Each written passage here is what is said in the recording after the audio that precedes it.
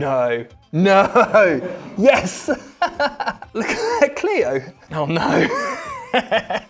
So we're back taking a look at the weirdest, most informative and funniest parts of F1 Reddit. Let's go. Formula 3 cars line up simultaneously. They're making the F1 cars look like amateur hour. Perfect. I actually don't know what the rules are there. Maybe they're not allowed to queue up in the pit lane, but I don't think that that's a rule, to be honest with you. I can't see, in all other forms of motorsport, you're allowed to queue up in the pit lane. In Formula 1, you're allowed to do that. I don't know why that would be the case. Obviously, they can't use the pit boxes because they're full of Formula 1 cars on an F1 weekend. So they must have to sit there. They often, in like British GT and championships like that, you have to come in at an angle like this because they don't have enough space in the pit lane for all of the cars, and that looks like it's the case with the Formula 3 cars here.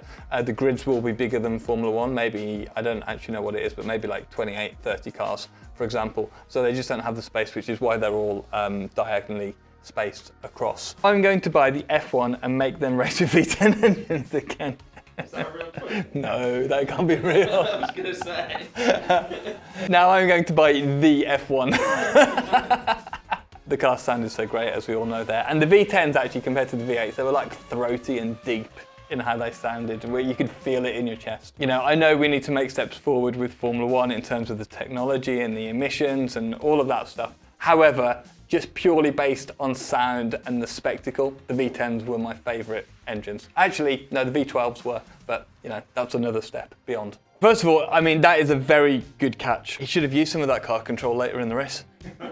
After my fantastic prediction last week, Leclerc knows how to take a curve, doesn't he? Basically, like, obviously, when it lets go pretty quick. He would have then put in some opposite lock to try and catch the car, which is obviously what you try to do. Depending on the trajectory of the car, you can then get on the brakes to try and lock the tyres up, and then you will only go in that direction. But what Charles has done here, and let me just watch it carefully, to see which way the wheels are going. So yeah, so you can see right at the start of that, he's fully locked up. So the car's just heading down the track because obviously you don't want it to go on the grass because that means you end up in the barrier. And then once it's got so far around, he's obviously got this opposite lock on, he's almost going backwards. He's then released the brakes to get the traction going again, heads backwards, the car grips up a little bit, and then he gets back on the brakes to bring the front back around. This is something that you learn from spinning a lot, and I've got lots of experience in that, so. Charles reacting to his spin. Instagram story. Couldn't see it in my mirror, so I was just checking who was behind. Look at how far backwards he was facing. Interestingly, if you look at where his head's pointing, it's actually pointing left, so he is looking at who's behind him. Like, look at the direction of his head. That's incredible, right? So not only is he processing what he needs to do, which is probably just happening like in his nervous system inside his body, he's also looking at who's about to hit him. So, what? Back in 2017, they were handed a photo of their crash to sign, and Max wrote, Daniel's fault. Daniel wrote, Max's fault, he's a dick. That was a difficult one to call, right? That was yeah, I don't know whose fault that was. I'm sure the two of them are over it anyway now.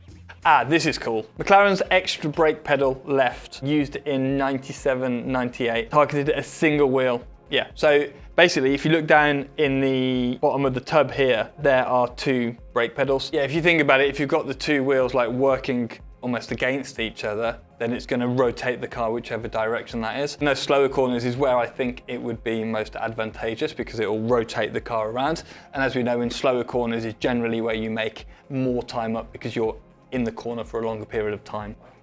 Like a tank, exactly like a tank, yeah. Fair play to the engineers and the designers who put this together because that's some pushing the rules to their limit, I think. First of all, amazing that Lando got a podium in Imola. Big old Zach Brown there, the bear, sneaking up on you, probably is quite scary. But I think just like the way that you see this relationship between the McLaren team is great, right? They all look like they get on and they're all driving to make that car faster. So it's been great to see them turn it around so quickly. Watch them be nowhere in Miami this week. Yeah, I know, yeah. So this is the last warning. We're giving away $1,000 to one of our newsletter subscribers, which we'll be picking tomorrow. So make sure you sign up, link in the description below. Okay, this looks sick. That does look sick. It looks like a rocket. There's a lot going on here. First of all, the trails of the water just look absolutely amazing, no? And you can actually see, if you look closely, it's basically like looking at the car in the wind tunnel. Look at the dirty air off the front right wheel here, and then running straight back into the floor here, and how it pops out again, and then gets gradually like dirtier as you come down here, and then all the dirty air coming off the rear tyres as well. But obviously the other thing is that the skid block is touching the floor here and just putting out a massive shower of magnesium out the back of the car. Oh no. Leclerc at Imola 2021 versus 2022. Pretty similar, right? He's got a bit more height on the 2021 car, which surprises me actually, because I thought that with the new cars being stiffer, when you hit that curb, it would make the car jump. Obviously, we don't exactly know specific timing of the car jumping here was, but as we all know, it ended in tears on Sunday for Charles. Well, that goes to show you just how much time you can save by straight lining such a tight chicane like that. On a wider radius, you obviously wouldn't need to cut it that much, but taking a shorter route through the chicane like that, even though it absolutely ruins all the aerodynamics and actually puts you in a position where you might spin, it's worthwhile doing even with these stiffer and cars that rely more heavily on the ground effect. Verstappen's private jet? I didn't know he had a private jet. Is that real? I could understand that you're traveling around a lot. Obviously, it's hard enough performing during the weekend at a Formula 1 race. And with all the back-to-backs this season, I think, I can kind of see that. Quite a cool jet as well. Speed up safety cars in one easy step. No. Yes. Is this actually, what? I need some context. Did this actually, what is going on? He's Kyle Busch. And he didn't get a penalty for it. He was not meant to push the pace car, obviously. He was doing it because he was pissed that NASCAR didn't bring out a caution when rain started and it caused him to crash out of the lead. Imagine Lewis going up and pushing the Aston. Even less paint on the Williams today. Yeah, they're really stripping it back, aren't they?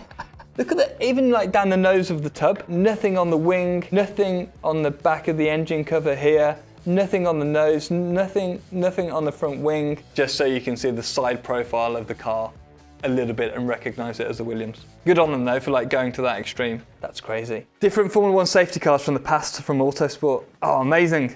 Look at that Clio.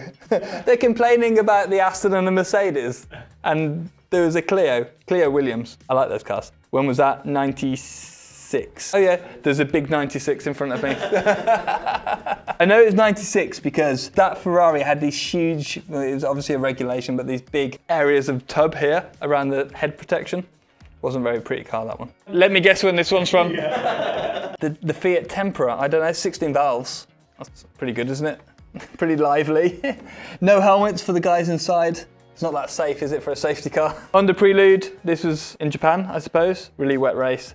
1994. I love these cars. That Benetton from 94, when Schumacher won the championship, is one of my favourite cars. It was the first one that had a high nose so that all the air could get on the main plane of the front wing underneath. So this was the last year of flat-bottomed cars before they introduced the plank. It was the year where Senna crashed and died at Imola, and one of the theories is around the bottom of the car touching the track and choking off the air and reducing the ground effect very quickly. So the year afterwards, they made a change where there was a plank. So if the car did touch the floor, it was just the plank that touched it, and you had these raised parts of the floor that were still creating downforce. So it didn't just switch the aerodynamics off straight away.